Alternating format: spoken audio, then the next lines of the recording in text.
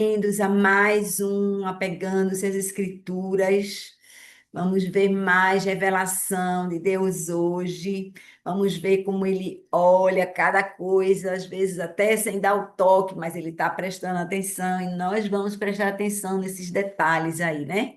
Hoje nós vamos ver os capítulos 25 e 26 do livro de Números. Vamos orar. Espírito Santo, obrigada por essa manhã. Obrigada por tu chegares antes de nós aqui nessa reunião, nesse encontro. Tu és o nosso mestre, tu és o instrutor, aquele que ensina, aquele que lembra, aquele que exorta, aquele que ajuda. E nós queremos essa manhã contar contigo. Vem nos mostrar mais uma faceta da justiça de Deus, da bondade de Deus, do cuidado de Deus, como Ele é justo, como Ele é bom, como Ele é fiel nas suas promessas. Vem falar ao nosso coração e vem nos instruir como povo de Deus para caminharmos do jeito que Ele quer que nós caminhemos. Obrigada por estares aqui conosco. Em nome de Jesus. Amém. Amém, amados. Vamos lá, né?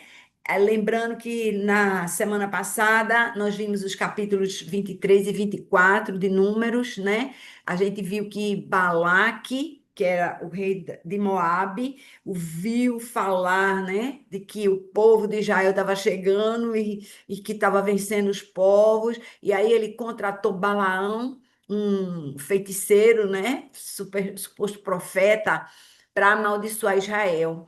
E aí nós vimos três profecias de Balaão, né? Só que ele foi contratado por Balaque para amaldiçoar o povo de Israel, mas ele não podia, porque Deus não permitia, e ele acabava abençoando, veja você, o povo de Israel. Lembrando que esse povo somos eu e você hoje, né? Nós somos a descendência de Abraão. E aí o que acontece é que Balaque dispensou os serviços de Balaão, e aí o Balaão fez uma quarta profecia grátis para Balaque, e aí ele falou: Olha, eles vão vencer todos os povos da terra. Essa que é a verdade, né? Porque a terra foi dada por Deus a eles, né? E nosso estudo levou à conclusão, minha gente, de que você conhecer e até declarar a verdade, como Balaão fazia, não significa que você está caminhando com Deus. É muito importante a gente entender isso. Deus olha o nosso coração, não importa o que você profere da boca para fora. É verdade que Deus diz assim: clame a mim. É verdade que Deus diz assim: confesse os seus pecados. É verdade que Ele diz assim: faça conhecidas as suas petições, né? Mas isso tudo tem que acontecer em conexão com o nosso coração. Tem que ser em verdade. A gente não pode ficar falando uma coisa e praticando outra ou desejando outra, né? A nossa boca, ela tem poder de vida e morte. Agora, ela precisa estar alinhada com o Senhor para que isso tudo caminhe conforme foi planejado, né? E aí a gente precisa cuidar da nossa caminhada, além da nossa boca, a gente precisa cuidar da nossa caminhada com Deus, que é para a gente não estar caindo em tentação, né? O desejo do nosso coração, você diz, não, não me importo com aquilo, mas se importa muito, né? Ou você profere alguma coisa que não que dá a intenção, né, de que você quer fazer isso aqui, mas você quer fazer aquilo ali. Então, nada disso é de Deus, né? Vamos dizer assim. E a gente concluiu mostrando biblicamente que Balaão se tornou um exemplo de como não se comportar, um exemplo citado em três livros diferentes do Novo Testamento, né? Citado em 2 Pedro, capítulo 2, citado, e tem mais, né? 2 Pedro, capítulo 2, em vários versículos, Judas 1, capítulo único, né? Versículo 11, e Apocalipse capítulo 2, versículo 14. Todos três citam Balaão nominalmente. E aí a gente sugeriu um autoexame, né, diante disso, para a gente ver se a gente não está praticando as mesmas coisas do falso profeta, né? Será que o que está saindo da minha boca tenta esconder o que está no meu coração, né? Você diz, ah, você está linda, e aí fica morrendo de ciúme da outra, né? Ou então tá tudo bem, mas na verdade estou toda estourada por dentro. Então a gente tem que ter mais cuidado que da nossa boca só saia a verdade, né? Mas agora vamos começar o capítulo 25, continuando nessa terra, porque lembra, eles estavam na terra de Moabe, né? Balaque era rei de Moabe. E esse povo continua aí. Eu quero que você já preste atenção logo no versículo 1, que diz assim: enquanto Israel estava em Sitim, né? Depois eu vou falar sobre esse estar aí, que é um estar permanecer, é um estar parado, é um estar. Se demorando, né, ali. Continuando o texto, enquanto Israel estava em Sitim, o povo começou a cometer imoralidades sexuais com mulheres moabitas, que os convidavam aos sacrifícios dos seus deuses. O povo comia e se prostrava diante desses deuses. Assim, Israel uniu-se a Baal Peor, e a ira do Senhor se acendeu contra Israel. Aí, como eu falei, né? Essa expressão estava em Sitim, não significa que Israel estava de passagem, não. Eu gosto da versão A, que faz bem a gente olhar outras eh, versões, né? Para a gente conferir o sentido das coisas. E na versão ARC, né? A Almeida, revisada e corrigida, Números 25:1 diz: Israel deteve-se em Sitim. Eles ficaram ali parados, né? E o povo começou a prostituir-se com as filhas dos moabitas, né? Então, é importante que a gente olhe isso, esse termo, né? Que é aqui na que está deteve-se, é o termo do dicionário de Strong, né? O termo H3427, que significa habitar, permanecer, sentar, né? Acomodar-se naquela posição ali. Eles estavam acomodados na terra de Moabe. Enfim, né? A gente viu que Balaão começou a amaldiçoar Israel, mas não conseguiu. Ele queria, né, amaldiçoar Israel, mas não conseguiu. Mas agora o que está acontecendo? Os israelitas estão sendo amaldiçoados, eles mesmos se amaldiçoando pela sua conduta, pelo seu comportamento, pela sua escolha. Não é porque alguém se levantou, o inimigo se levantou, né, para amaldiçoar Israel. Não, ali Deus fechou, né? Deus vedou, Deus protegeu. Mas eles mesmos, a gente tem escolha sobre a nossa vida, minha gente. A gente escolhe se a gente tem bênção ou maldição. A gente já falou disso aqui, né? Então Deus nos protege contra o inimigo, mas contra a gente mesmo, ele tenta nos atrair, nos convencer. Mas a gente tem que tomar cuidado, porque o nosso coração é enganoso e a nossa mente não alcança os ardis do inimigo. Então hoje a gente se alinha, né? Deus diz assim: transformai-vos pela renovação da vossa mente. Tá lá, a gente já sabe, né? 1 Coríntios 12, a gente vai, ou Romanos 12:2, Romanos 12:2. Enfim, né? A verdade é a gente tem que se preservar, né? De estar se expondo ali, né? Eu tenho que me perguntar, será que eu estou sentado, né? Na roda dos escarnecedores? Às vezes a gente pensa que não, não, está só ali, conversando com meu amigo. Mas estava conversando de quê? Da salvação, de como Deus é bom, de como Deus testemunhando do que Deus fez na sua vida. Ou você está ali sendo conivente com aquelas coisas erradas que estão ali acontecendo, né? Então, cuidado com o maior inimigo que pode ser você mesmo, né, no seu coração. Continuando aqui no versículo 4, o Senhor disse a Moisés: prenda todos os chefes desse povo, enforque-os diante do Senhor à luz do sol. Veja a intenção de Deus. Para que o fogo da ira do Senhor se afaste de Israel.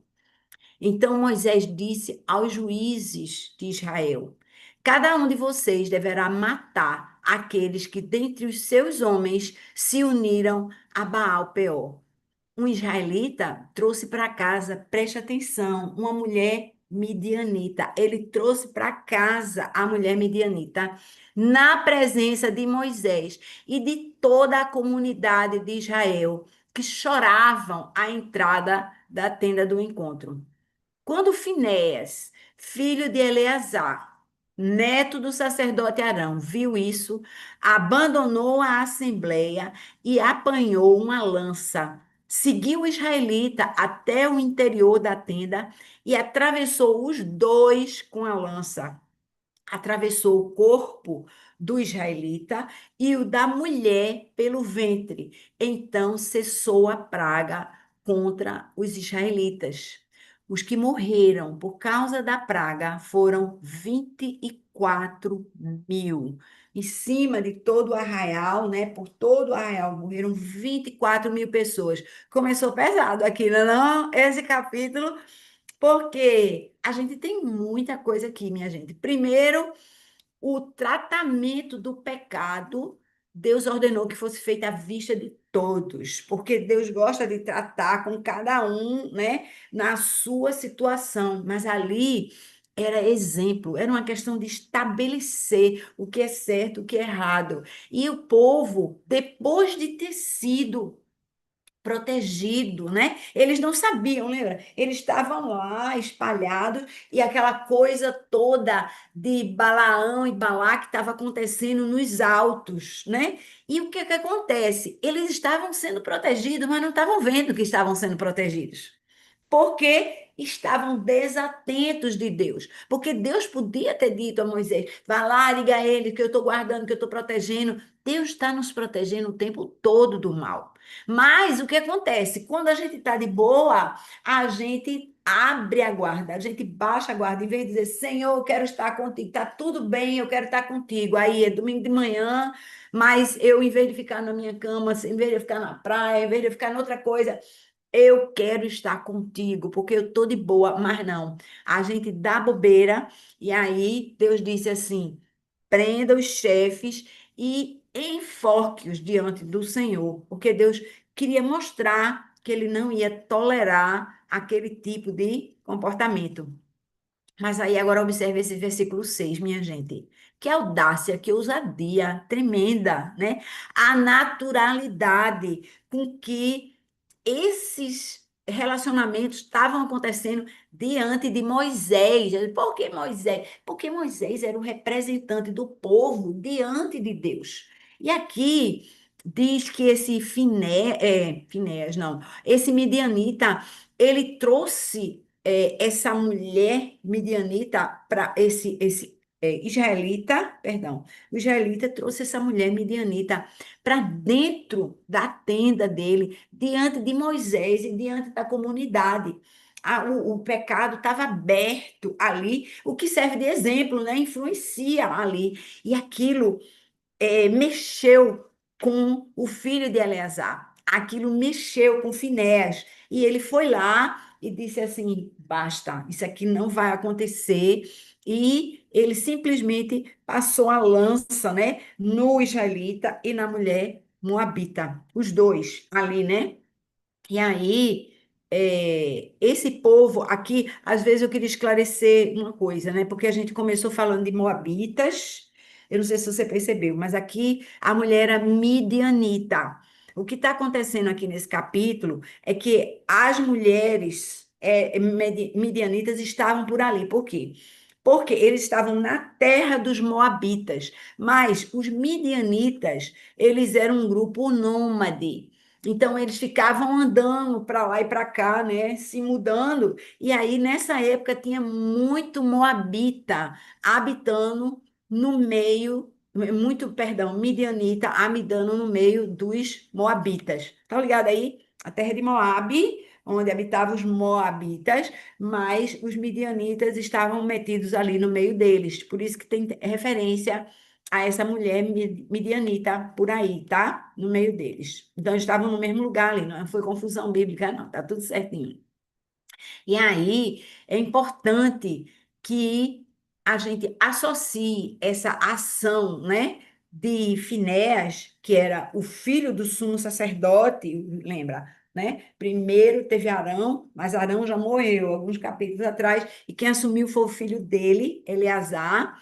E aí esse filho de Eleazar, Finéas, ficou insultado com aquele pecado assintoso, né? Aquela coisa ali que realmente não é, né, da vontade de Deus. E era uma coisa tão, eu não sei como colocar um adjetivo a isso. Isso era um insulto tão grande à pessoa de Deus, né? Que Deus lançou uma praga e dessa praga morreram 24.000 pessoas. Daqui mais para frente, no outro capítulo, a gente vai falar um pouquinho sobre o segundo censo e a gente vai ver o impacto disso no número de habitantes de cada tribo, tá? Aguenta aí que tem coisa para a gente aprender aqui na nossa lição.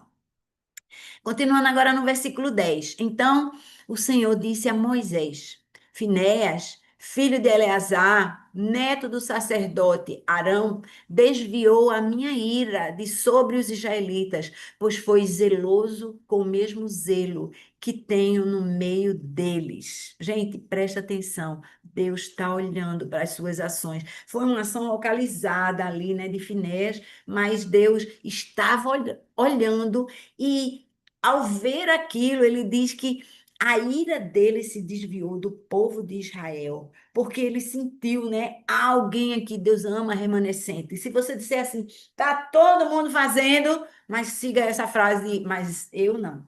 Eu não vou fazer. Eu vou ser o remanescente. Eu não vou seguir a multidão. Eu não vou fazer como todo mundo está fazendo. Tá todo mundo desviando imposto. Tá todo mundo procurando um jeitinho, tá todo mundo tirando vantagem disso e daquilo, mas eu não vou fazer isso, porque eu pertenço ao Senhor, eu faço parte do remanescente, né? Que alegra o coração de Deus. E ainda continuando aqui, no versículo 11, né? Ele desviou a minha ira de sobre os israelitas, pois foi zeloso, com o mesmo zelo que tenho no meio deles, e no meu zelo eu não os consumi.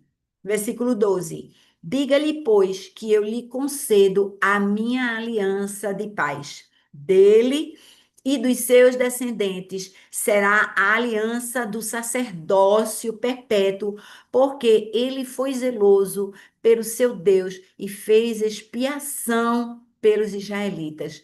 Aqui a gente vê um Deus que está vendo todo mundo aprontando, né? Todo mundo fazendo alguma coisa e ele está pensando o quê? Ele está pensando em quem vai continuar o sacerdócio, quem vai continuar a comunicação entre esse povo, somos nós, viu?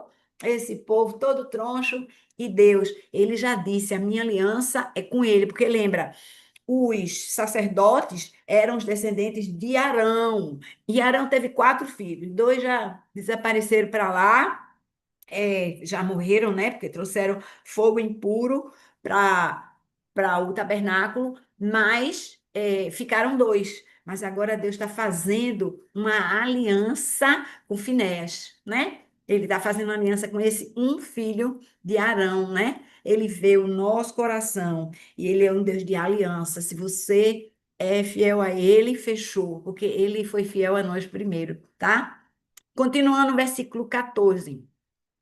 O nome do israelita que foi morto com a midianita era Zinri, filho de Salu, líder de uma família simeonita. Simeonita significa o quê? A tribo de Simeão. Lembra-se, eles tinham das 12 tribos, tinha a de Simeão ali. E isso está identificado, e não está identificado à toa, viu, minha gente? A gente vai ver lá na frente o que, é que vai acontecer com a tribo de Simeão. Anota aí esse negócio, bota interrogação, isso aqui vai parar onde? Ou para perpétua. Eu normalmente grifo uma coisa assim e boto uma setinha para o outro lado. Vai ser lá para frente ainda hoje. Versículo 15. O nome da mulher midianita que morreu era Cosbe, filha de Zu, chefe tribal de um clã midianita. Então a gente está falando de líderes aqui, né? o filho de Salu, líder de uma família simeonita, dos filhos da tribo de Simeão, e a mulher midianita que morreu era filha do chefe tribal de um clã midianita, representantes de povos, percebe? Versículo 16. O Senhor disse a Moisés: Tratem os midianitas como inimigos e matem-nos, porque trataram vocês como inimigos quando os enganaram, no caso de Peor e de Cosbe, esses aí, né? Cadê eu, filha do líder, do líder midianita, mulher do povo deles, que foi morta pela praga que enviei por causa de Peor. Então, guarda essa história aí, que daqui a pouco a gente vai costurar lá na frente, no capítulo 26 que está chegando aí, né? Um filho do líder daqui, um filho do líder de lá. Vamos para o capítulo 26 agora, juntando, né? Porque esse primeiro era curtinho. Versículo 1 do capítulo 26. Depois da praga, o Senhor disse a Moisés e a Eleazar, filho do sacerdote Arão, que ainda era o sumo sacerdote, Eleazar, né? Ele já tinha feito aliança lá na frente. Deus faz alianças e promessas que não precisam se cumprir agora, né, mas ele já está comprometido, como ele ungiu é, Davi, e Davi só virou rei lá na frente, de fato, né? Mas Deus faz aliança conosco, minha gente. E a palavra dele é assim: eu prometi, eu vou cumprir. Mesmo que você ache que está demorando muito, mas vai chegar. Sua promessa vai chegar, porque é fiel aquele que prometeu. Então, ele falou para Moisés e para Eleazar. Versículo 2: Façam um recenseamento de toda a comunidade de Israel, segundo as suas famílias. Contem todos os de 20 anos para cima que possam servir ao exército de Israel. Já vimos isso antes? Vimos no começo daquela trajetória, antes deles vagarem 38 anos pelo deserto, porque aí, não era 40, era, mas eles ficaram 2 anos ali no Monte Sinai antes, né? Ali naquele comecinho ali, depois se mudaram, ficaram mais um tempo ali, mais um ano em outro lugar, e depois começaram a vagar ali. E ali eles tinham feito um recenseamento, e lembra dessa idade, 20 anos para cima, por quê? Porque é uma contagem militar. Ele estava contando o exército naquela época, por quê? Porque ia haver a inserção, esse era o plano de Deus, haver a inserção do povo na terra prometida. Não aconteceu. Vagaram 38 anos no deserto, agora vamos contar o que aconteceu com o número de soldados, né? O número de homens preparados para a guerra, que eram os homens acima de 20 anos de idade. Versículo 3: Nas planícies de Moabe, junto ao Jordão, em frente de Jericó, Moisés e o sacerdote Eleazar falaram com eles e disseram: Façam um recenseamento dos homens de 20 anos para cima, conforme o Senhor tinha ordenado a Moisés. Estes foram os israelitas que saíram do Egito. Aí, essa conta vai começar agora. E aí, agora a gente vai ter uma série de contagens. E a gente vai prestar atenção nessa contagem aí, porque depois a gente vai fazer uma avaliação do que aconteceu com cada tribo, né? Diferentemente uma da outra. Então, começando com a tribo de Ruben, que era o primogênito de Israel. Os descendentes de Ruben, eu estou no versículo 5. Os descendentes de Ruben, o primogênito de Israel, foram de Enoque, o clã Enoquita, de Palu, o clã Poluíta, de Ezon, o clã Ezonita, de Carmi, o clã Carmita, e esses foram os clãs de Ruben. Foram contados 43.730 homens. O filho de Palu foi Eliabe.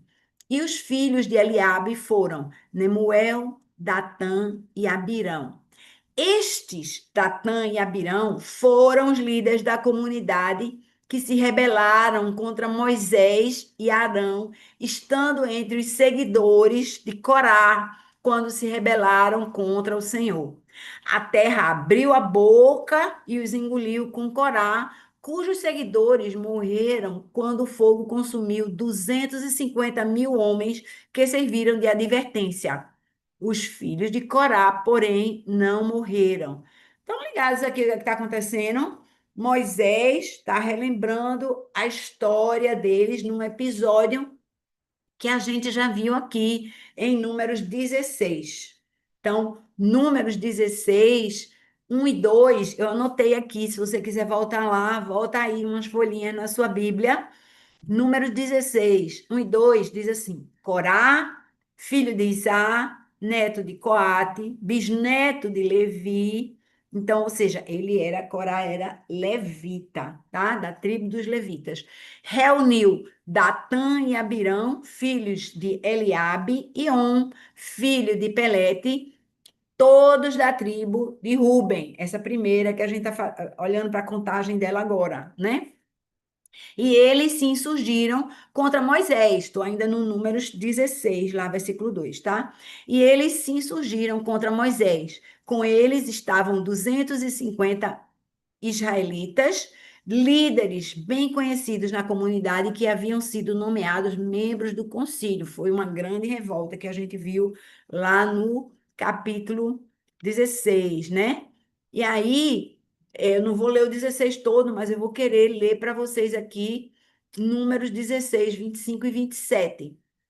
Diz assim: Moisés levantou-se e foi para onde estavam Datã e Abirão, e as autoridades de Israel o seguiram. Ele advertiu a comunidade, ele, Moisés, né? Afastem-se das tendas desses ímpios, não toquem em nada do que pertence a eles, senão vocês serão eliminados por causa dos pecados deles. Eles se afastaram das tendas de Corá, Datã e Abirão. Datã e Abirão tinham saído e estavam de pé à entrada das suas tendas, junto com suas mulheres, seus filhos e suas crianças pequenas. Então, aqui nesse capítulo agora, 26, o que Moisés está fazendo é relembrando aquela história que aconteceu, que foi relatada no capítulo 16, né? E ele está dizendo aqui no versículo 11 desse capítulo nosso atual, ele diz assim: os filhos de Corá, porém, não morreram. Ele está falando isso por causa dessa contagem aqui, que inclui os descendentes de Corá, né? Mas Corá morreu, e aí saiu um bocado de gente por ali. E aí eles morreram, muita gente, né? Ali naquele episódio, como ensino, Deus mostra realmente que a rebelião, né? E o que é rebelião hoje para nós? É o pecado, minha gente. A gente tem que fazer esse vocabulário na nossa mente, porque às vezes eu leio o Antigo Testamento e não entendo nada, porque aqui ele está falando de morte, mas quando ele está falando de morte, a gente tem que traduzir isso como pecado para nós. Pecado é a morte, porque esse é o salário do pecado. E a gente tem que entender isso, porque eu acho que a gente leva o pecado meio de boa, né? Ah, sim, ah, é só isso, né? Eu não devia fazer isso, mas eu fiz, era preciso, não tem outro jeito. Ou a gente sempre tem uma justificativa para o pecado, assim, ah, eu escolhi morrer. É isso que a gente tem que entender, né? A escolha que a gente está fazendo, se a gente não estiver atento ao que Deus está fazendo, né? Ao nosso redor, ali. E aí teve essa contagem daqueles homens, os números estão aí em cima, mais tarde a gente vai voltar a esses números para dar uma contagem, né? Eu vou fazer um resuminho mais tarde para a gente analisar isso aqui, mas vamos correr um pouco. Só para você, se você tiver um papel aí que você queira anotar, só dizendo assim, no censo um, essa tribo de Ruben tinha 46.500. No censo 2, que é agora, eles têm 43.730. Uma diferença negativa, né? Porque diminuiu o número de pessoas de 2.770. Houve uma perda aí pequenininha de 6%. Isso é uma coisa ruim, minha gente. Por quê? Porque a tendência da população é crescer com o tempo, né? Lembra? Passaram-se 38 anos de um censo para o outro censo, e eles, ao invés de crescer, esse povo, eles diminuíram. Voltaremos a esse assunto mais tarde. Agora, tentando ir mais rapidinho, versículo 12. Os descendentes de Simeão, lembra dos simeonitas? Os descendentes de Simeão, segundo os seus clãs, foram de Nemuel, o clã Nemuelita, de Jamim, o clã Jaminita, de Jaquim, o clã Jaquinita, de Zerá, o clã Zeraíta, de Saul, o clã Saulita. Estes foram os clãs de Simeão. Havia 22.200 homens. Aí a gente lê isso aqui, ai meu Deus, é muito nome, é muito número. Eu confesso a vocês que eu já pensei, é muito nome, é muito número, mas eu quero que você pare agora e olhe para esses números. Eu vou lhe dar a dica aqui. Censo 1, que não está colocado aqui, eu fui pescar isso. A tribo de Simeão tinha 59.300 pessoas. Pessoas, quando eu digo homens, sexo masculino, maiores de 20 anos, tá? O exército, que foi contado. Tinha 59.300 homens prontos para a guerra na tribo de Simeão. Nesse censo agora, tinha 22.200 homens. 22.200 homens. Está aí no versículo 14. A diferença, menos 37.100 homens, uma perda de 63%. Alô, a gente acabou de ler no capítulo anterior que aquele cara lá, que eu nem me lembro o nome dele, a Bíblia citou, mas não me lembro o nome dele, ele era o quê? Simeonita, ele era da tribo de Simeão. Morreram todos esses cabos aqui agora para ficar menos 37 mil? Não. Morreu muito menos do que isso, né? Porque morreram de outras tribos também, mas ao longo do tempo, essa tribo ela foi diminuindo, ela perdeu 63% do número de guerreiros dela. Ela enfraqueceu bastante, percebe?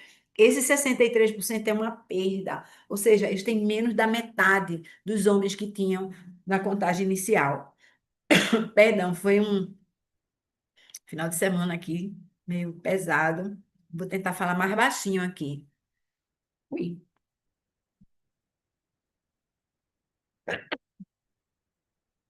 au, estou meio variadinha aqui. Continuando agora no versículo 15.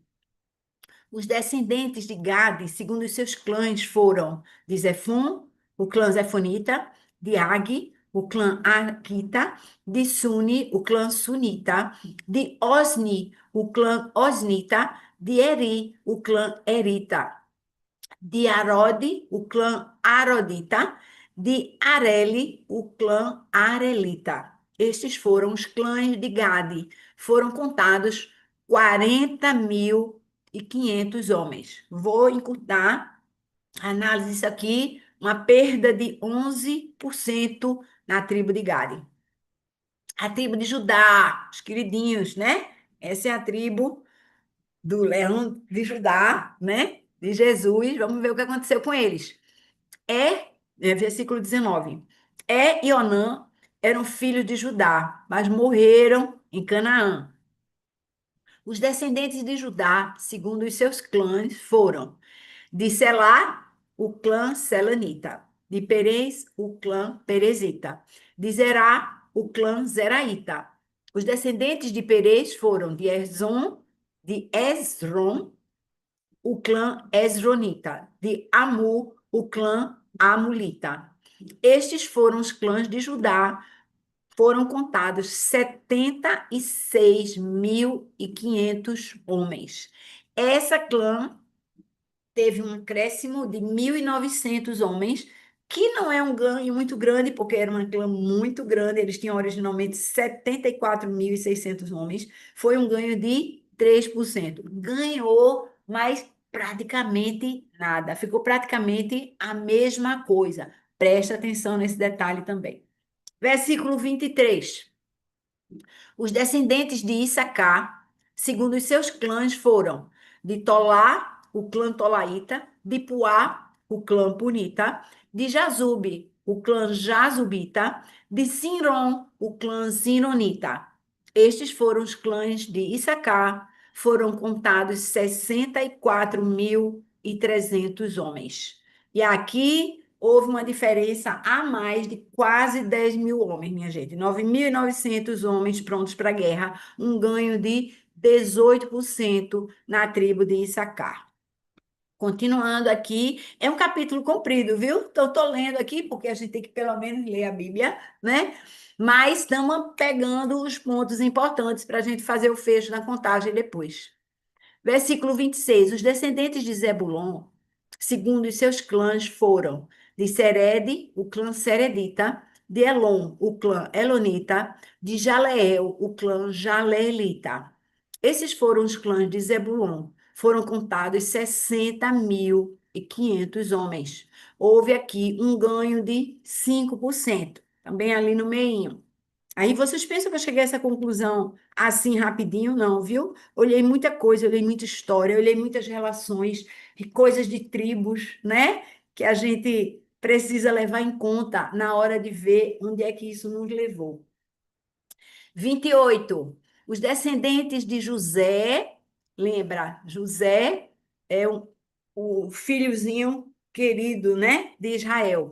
Os descendentes de José, segundo os seus clãs, por meio de Manassés e Efraim, esses dois sim deram nomes a tribos, tá? Só esclarecendo aí, não sei quão familiarizado você está com isso. Por meio de Manassés e Efraim foram os descendentes de Manassés. Agora eu vou botar separado, os filhos de Manassés e os filhos de Efraim. Dos descendentes de Manassés, de Maqui, o clã Maquirita. Maqui foi o pai de Gileade, e de Gileade, o clã Gileadita. Gileadita. Esses foram os descendentes de Gileade. De Jezé, o clã Jezerita. De Eleque, o clã Elequita. De Asriel, o clã Asrielita. De Siquém, o clã Siquemita. De Semida, o clã Semidaíta. De Éfer, o clã Éferita. Zelofeade, filho de Éfer, não teve filhos, teve somente filhas, cujos nomes eram Maala, Noa, Ogla, Milca e Tirza. A gente vai ouvir falar delas também no futuro, né? Se lembra aí. Estes foram os clãs de Manassés. Foram contados 52.700 homens. Gente, presta atenção. A tribo de Manassés teve um ganho de 64%. Lembra da outra tribo que perdeu 63%, primeiríssima, mas agora a gente tem uma tribo com um ganho de 64%. Continuando, versículo 35.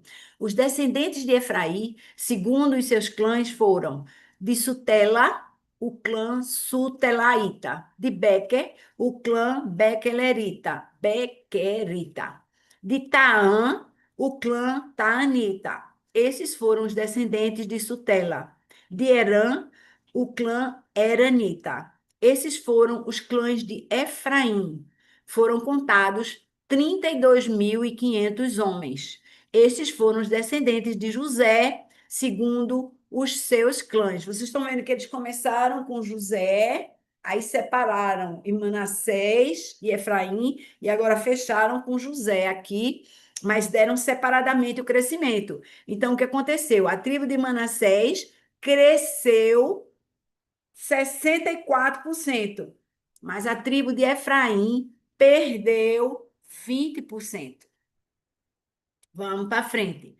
A tribo de Benjamim, outra tribo queridinha. Essa aqui é a tribo de Moisés, né? Os descendentes. Não, Moisés, ele é dos levitas. tem uma coisa bem especial aqui de Benjamim. Os descendentes de Benjamim, segundo os seus clãs, foram de Belá, o clã Belaíta, de Asbel, o clã Asbelita, de Airã, o clã Airamita, de Sufã, o clã Sufamita, de Ufã, o clã Ufamita. Os descendentes de Belá, por meio de Arde e Naamã, foram de Arde, o clã Ardita, de Naamã, o clã Naamanita. Estes foram os clãs de Benjamim. Foram contados 45.600 homens. Esse clã teve um ganho de 29%. Foi uma clã favorecida, vamos dizer assim, pela mão de Deus. Eu quero lembrar vocês que depois na localização, Benjamim vai ser a única tribo de Israel que vai ficar junto de Judá, formando o povo do sul. Lembra que depois vai haver a divisão do norte e do sul? 10 tribos vão ficar para o norte e depois vão ser tirados, né, pelos assírios e vão permanecer somente a parte do sul de Judá, junto com essa aqui, Benjamim. Ela é pequenininha, mas ela teve um ganho de 29%. Agora a tribo de Dan. Os descendentes de Dan, segundo os seus clãs, foram de Suã, o clã suamita. Esses foram os clãs de Dan. Todos eles, clãs suamitas, foram contados 64.400 homens. 64.400 homens é muito homem, é muito grande essa tribo de Dan, mas o ganho foi só 3%. Estamos chegando para o final. A tribo de Azé.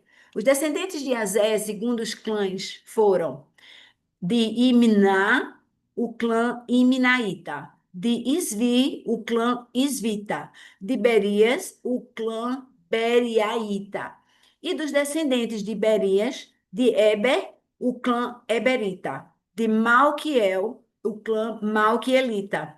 Azé teve uma filha chamada Sera.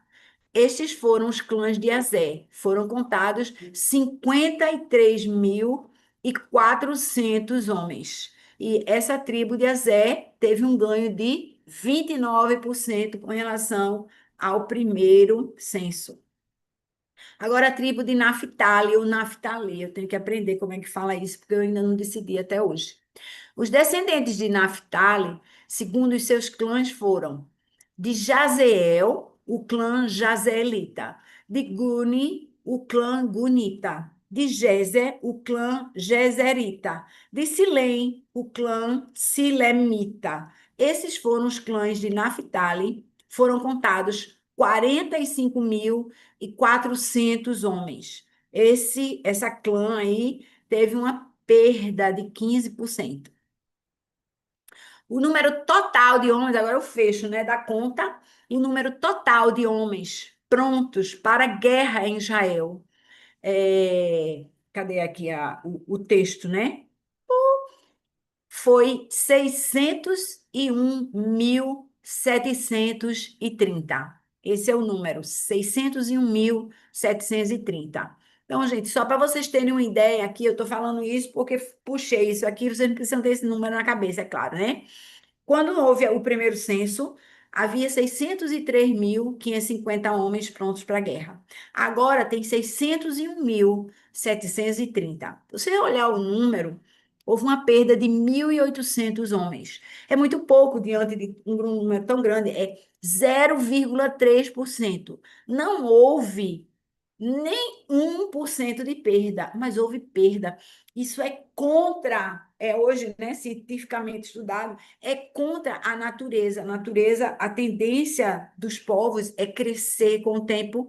E aqui o que aconteceu com aquele povo no meio do deserto, eles praticamente ficaram no mesmo lugar. Houve uma leve queda aí de 0,3%, assim, quase nada. Literalmente, né? Isso aí aponta também para uma coisa muito triste, que se chama estagnação. Estagnação. Então, aquele povo, ao invés de crescer, ficou estagnado. Isso meio que sugere, não é bíblico, mas eu concordo com a ideia de que esses números, porque É muito detalhe de número, minha gente. É um longo capítulo cheio de números para se expressar, né? Esse povo aqui cresceu, eram tantos, ficaram tantos, e há um número que, no final, no total, o povo de Israel ficou na mesma, ali. Isso pode levar a uma boa interpretação ou uma má interpretação. Uma má interpretação, não cresceram, estavam estagnados. Uma boa interpretação estavam num lugar muito difícil, né? Ali, uma situação inóspita, né? Sem água, né? Sem abrigo, embora que Deus estava cuidando deles, né? Mas eles não desapareceram no deserto, vamos dizer assim, né? Não foram consumidos. Enfim, você pode olhar de um lado ou de outro, mas aconteceram tribos que cresceram e tribos que diminuíram. E eu queria só ressaltar algumas delas para vocês. Manassés, como eu já falei no texto, ganhou 64%, quando na verdade Simeão, que é a tribo daquele cara lá que era filho de um líder que passou na frente de Moisés e levou uma moabita para a tenda dele ali, essa tribo perdeu 63% dos seus homens prontos para a guerra. Isso fala de um povo, não é uma ação única, preste atenção. Isso fala de um comportamento de uma geração, de como uma cultura está se comportando. Cuidado com a sua cultura, cuidado com o que você está vivenciando ao redor e veja se isso está alinhado com as coisas de Deus, tá? E aí, a tribo que mais perdeu em termos absolutos, né, foi essa tribo daí. Foi porque ela perdeu, em termos absolutos, ela perdeu 37 mil homens, 37.100 na verdade, e em termos percentuais, ela perdeu 63%. Foi a maior perda em ambas as visões ali, e aquele cara lá pode explicar um pouquinho dessas coisas. E algumas outras tribos tiveram um bom performance, vamos dizer assim, de crescimento. Benjamim e Assé, essas duas tribos ganharam 29%. E outras tribos, Efraim é um dos descendentes de José, viu, minha gente? E Naftali diminuíram, respectivamente, 20% e 15%, né? Efraim diminuiu 20%. Enfim, vamos fechar aqui rapidinho para chegar aí nos comentários de vocês. Versículo 52. O Senhor disse a Moisés: A terra será repartida entre eles como herança, de acordo com o número dos nomes alistados. A clã maior A um clã maior dê uma herança maior, e a um clã menor uma herança menor. Cada um receberá a sua herança de acordo com o seu número de recenseados. Vocês estão vendo a justiça de Deus, minha gente? Não tem assim, eu gosto mais desse, eu gosto mais daquele, essa aqui é a tribo que Jesus vai nascer, então essa tribo tem mais, ou aquela tribo. Não, é de acordo com o número de pessoas na clã, tá? No clã ali eles iam distribuir a terra, né? Certifique-se, versículo 25, 55. Certifique-se de que a terra seja distribuída por sorteio. Não tem assim, mas essa aqui está mais perto da água. Mas essa aqui tem a montanha. Mas você gosta daqui, gosta dali. Não. Deus está dizendo, certifique-se de que a terra seja distribuída por sorteio. Cada um herdará a sua parte de acordo com o nome da tribo dos seus antepassados. A herança será distribuída por sorteio entre os clãs maiores e os menores. Então, havia as clãs eram para habitar juntas na mesma seção da terra, na mesma partição da terra, e o espaço, né, da terra seria escolhido por sorteio, a localização seria por sorteio e a extensão seria pelo número de homens contados, né? Ali, versículo 57. Estes foram os levitas contados segundo os seus clãs. De Gerson, perdão, a tribo de Levi, né? Que está aqui. De Gerson, o clã Gersonita. De Coate, o clã Coatita. De Merari, o clã Mererita. Estes também eram clãs levitas: o clã libinita, o clã hebronita, o clã malita, o clã musita, o clã coraíta. Coate foi o pai de Anrão. A mulher de Anrão chamava-se Joquebede, descendente de Levi, que nasceu no Egito. Ela lhe deu à luz quem? Arão, Moisés e Miriam, a irmã deles. Arão foi o pai de Nadab, Abiú, Eleazar e Itamar. Olha, Moisés fazendo a memória aqui. Nadab e Abiú, porém, morreram quando apresentaram uma oferta com fogo não autorizado diante do Senhor. Isso está em Levítico 10, lá atrás. Levítico 10, quando Deus instituiu aquelas ofertas lá, né? E aí, os dois filhos mais velhos de Arão, que eram Nadab e Abiú, aprontaram e foram fulminados bem ali. Versículo 62. O total de levitas do sexo masculino, de um mês de idade para cima, lembra que os levitas eram contados diferentes, né? Eram aqueles que sobreviveram ao nascimento, passou de um mês de vida. O total de levitas do sexo masculino, de um mês de idade para cima, que foram contados, foi 23.000. Não foram contados os outros israelitas, porque não receberam herança entre eles. Lembra? Os levitas, eles eram um povo que habitava separado, porque eles cuidavam espiritualmente de cada clã, de cada tribo. Então, eles eram distribuídos entre as tribos lá. Eles não tinham espaço exclusivo dos levitas, eles tinham cidades dos levitas, mas eles não tinham um território para a tribo inteira. Aí você diz assim, mas isso é injusto, os levitas, eles tinham uma herança maior. A herança deles era Deus. A herança deles era Deus. Eles detinham, né, todo o relacionamento dos homens com Deus. Pense numa herança. Concluindo agora, versículos 63 a 65. Estes são os que foram recenseados por Moisés e pelo sacerdote Eleazar quando contaram os israelitas nas planícies de Moabe, junto ao Jordão, em frente a Jericó. A gente sabe que Jericó vai ser o ponto de entrada deles ali, né? Nenhum deles estava entre os que foram contados por Moisés lá atrás, né? E pelo sacerdote Arão, quando contaram os israelitas no deserto de Sinai. Se liga aí, ele estava afirmando e reafirmando. Aquilo que Deus falou, aquilo foi cumprido. Todos os homens acima de 20 anos que não decidiram, né, não entrar, não tomar posse da terra prometida, morreram no deserto. Tá faltando Moisés aqui nessa história, porque Arão já foi embora, né? Tá faltando Moisés, aguardem. E último versículo 65. Porque o Senhor tinha dito àqueles israelitas que eles morreriam no deserto, eu me adiantando. E nenhum deles sobreviveu, exceto quem?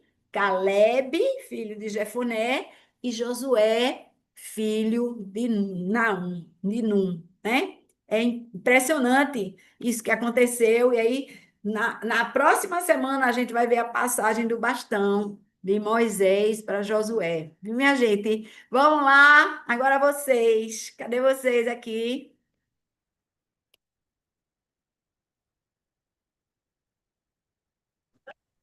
Muito nome, muito Fica nome. aqui. Dia. Bom dia, Fala, tudo Mari. Bom dia, tudo bom? cara?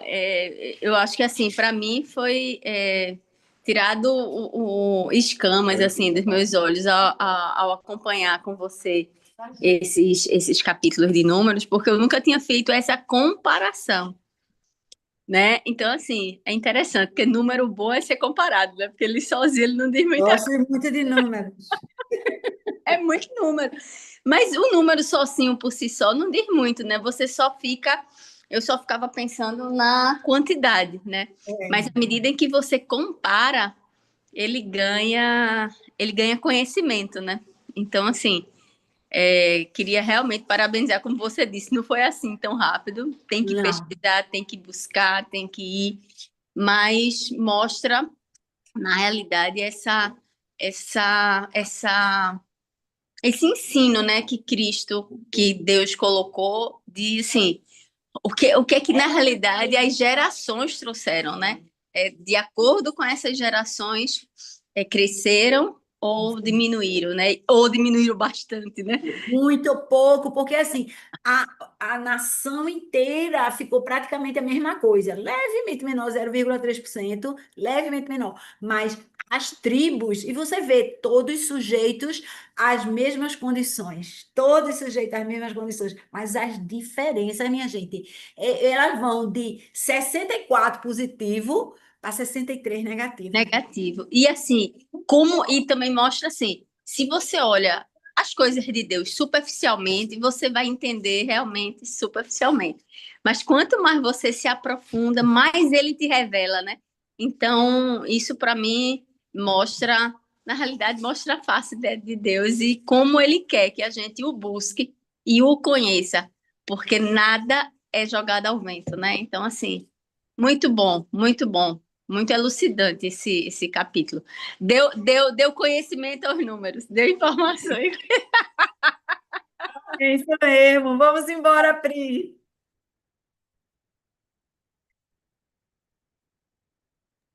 Bom dia a todos novamente. Já. Para quem não dei ainda, bom dia, bom dia.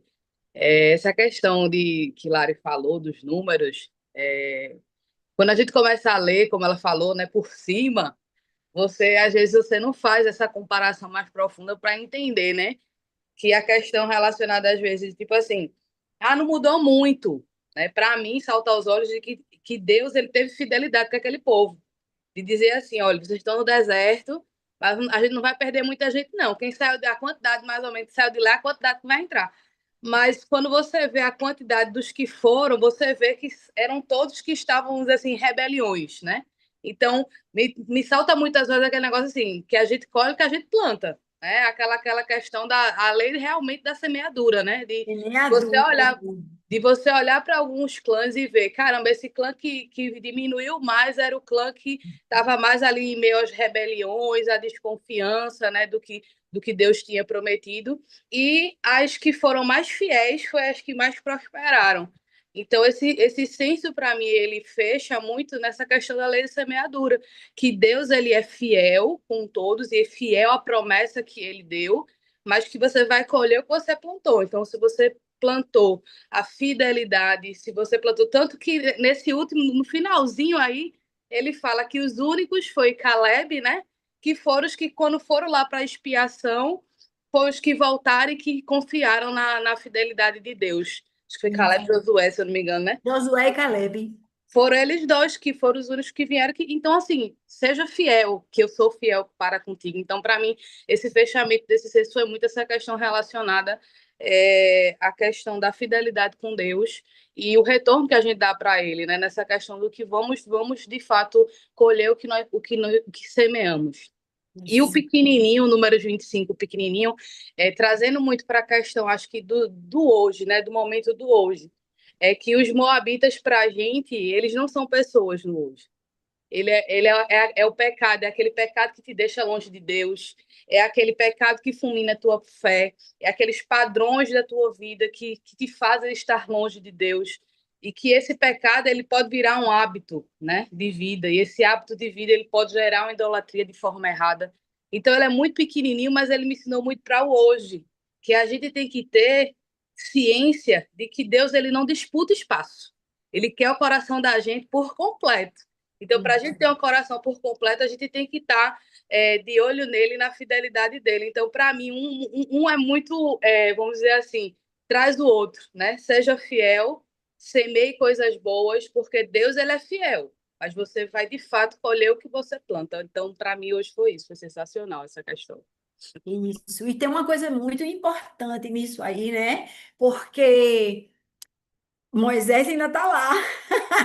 Moisés não foi espiar a terra, mas Moisés vai ficar. E muita gente fica assim, mas Moisés se esforçou, intercedeu por aquelas pessoas. Tararararararará. Mas eu penso assim que Deus está querendo estressar mesmo a importância de levar a sério o que ele fala. E aí, Moisés, a palavra mesmo diz, naquele ato ali da pedra, né, que era para ele dar ordem, falar a pedra, e ele bateu na pedra 2 vezes, mas a gente tem que entender também que Moisés também, em vez de mandar o povo invadir a terra, mandou os espias para lá. Ele mandou os espias para lá, vai olhar, quer ir olhar, quer, vai olhar. Então, é importante que a gente se compreenda como líder que a gente não pode estar também cedendo aos reclames, né, do povo, mas a gente tem que dar a direção certa, a gente tem uma grande responsabilidade por aí, né? Tenho certeza que a Aninha quer falar alguma coisa. Amém, amém. Ainda eu fiquei pensando aqui o tempo todo, eu acho que, porque também eu assisti esses dias a Escola de Profetas, né? E aí eu fiquei pensando, aquele povo, ele tinha uma promessa, né? Ele tinha uma promessa de Deus. Eu estou pensando no povo que saiu lá do Egito, lembrando quando eles saíram, tudo, aquele monte de gente. E hoje, quando chega aqui no final desse capítulo 26, só Josué e Caleb entraram, né? E eu fico pensando assim, na vida da gente. Poxa, a gente tem uma promessa de Deus. Eu sei que tem circunstâncias, eu sei que a gente passa por lutas, eu sei que tem desertos, né? Mas a minha reflexão hoje é assim, que a gente não morra no deserto, assim, que a gente seja movido, né? Seja movido, assim, por uma promessa. Aqui eles tinham uma promessa, eles vão para uma terra prometida, ó, a terra que manda leite e mel e tal. E apenas Josué e Caleb guardaram essa promessa como semente, né? Guardaram isso como uma semente no coração. E me entristece ler aqui que nenhum mais entrou, né? Aquele povo todinho que saiu lá, poxa, que viram as maravilhas, que viram o Mar Vermelho abrir, que viu a jogar. Agradecer diariamente, Não é assim, diariamente. passou um filme na minha cabeça do que a gente tinha visto lá desde, né, o anterior aqui, o livro anterior. E aí Sim. eu fico pensando assim, meu Deus, o que é que leva, né, isso? Então, são essas coisas mesmo. Para mim, eu fiquei assim, eu quero ser movida pela promessa, ainda que demore, ainda que haja lutas, ainda que passe por tudo isso, né? Mas é a gente guardar e a gente permanecer no Senhor, permanecer no Senhor. Não é fácil, né? Mas que a gente possa permanecer no Senhor. Hoje a gente já está numa terra prometida, a gente já vive nisso. Então, é a gente realmente ter esse olhar de que é melhor estar com o Senhor e ser guiado por Ele do que ser guiado pelas nossas emoções, por rebeldia, por desobediência, enfim. E também, rapidinho, já ultrapassei, essa questão do capítulo 25 também, a rebeldia, né? Você vê aqui mesmo, o povo já, né, assim, não tem fase, né? Não tem geração, assim, ainda vai lá e se envolve com as mulheres moabitas, quer dizer, já tinha sido dito que não e tal. E a gente vê sempre isso, uma recorrência, né? Uma recorrência de desobediência e tudo, mas ao mesmo tempo a gente vê a recorrência, misericórdia de Deus. Mesmo ele fulminando aqui, a gente está na antiga aliança, mas a gente vê hoje a tamanha misericórdia de Deus com as nossas vidas, né? Que a gente possa Precisa, né? levar Deus a sério, levar Deus a Ele diz sério. que a paciência de Deus é a causa de nós não sermos consumidos. Uma palavra, legado. Cuide do seu legado, do que vem por trás, para que possa passar. A única coisa que a gente diz, só Josué e Caleb, não, isso foi o legado do povo de Deus. O Senhor cumpriu, independente de quem Ele vai entrar. entregou, né? Ele entregou o que Entendeu? ele tinha Então, eu dito. só queria, porque todo mundo falou bastante coisas para não ser repetitiva, mas amei, como sempre. Beijo. Maravilha, beleza. Estamos passando na hora aqui, pastorzão. Cadê você? Vamos embora. Bom dia, gente. Bom dia. Olha, eu não sei vocês aí, se vocês também deu um nó nos miolos aí, com tanto número e tanto nome. né? Mas assim, eu acho muito interessante a gente quando vê assim essas coisas assim que parecem assim, isso aqui podia pular isso aqui logo para uma lição, algo mais objetivo. Mas assim, todas as vezes que eu vejo esse grau de detalhe, de especificação que tem lá nas escrituras, está mostrando, na verdade, é o cuidado de Deus com a construção, ou seja, não é nada aleatório, não foi nada assim, do nada se fez, Deus fez assim, porque não estava fazendo nada, não.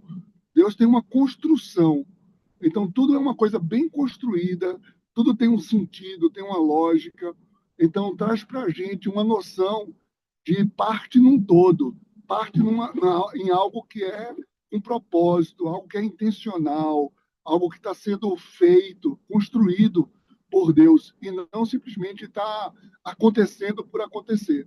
Então, cada movimento esse das tribos, divisões de tribo, acontecer, ou seja, tudo isso faz parte de um grande plano, uma grande preparação, né? Então, hoje me chamou muita atenção, mais uma vez, essa questão do cuidado de Deus numa construção que é muito complexa, né? É muito grande, e isso traz para cada um de nós esse sentido de participar de tudo isso, tá? Que a gente possa viver essa verdade. Estamos diante de um Deus que está construindo, ele promete as coisas e constrói todas as coisas nos mínimos detalhes.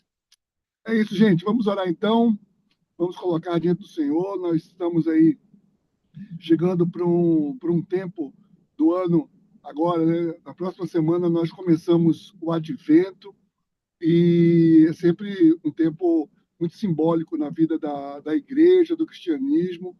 Hoje vamos estar juntos nas nossas celebrações aí, já se preparando para esse tempo. Pai, em nome de Jesus, te agradecemos pelo dia de hoje, te agradecemos, Senhor Deus, por essa ministração e poder ver, Senhor Deus, nas Escrituras, que tu nunca estivesse alheio a nada, mas sempre construindo detalhadamente cada uma das coisas para que a gente possa desfrutar de algo completo, algo construído pelas tuas mãos. Em nome de Jesus. Amém. Amém. Amém. Amém. Amém, gente. Né? Bom Amém. domingo a todos. Bom Bom domingo, domingo, pastor. bom Bom domingo. domingo, bom Bom domingo. domingo.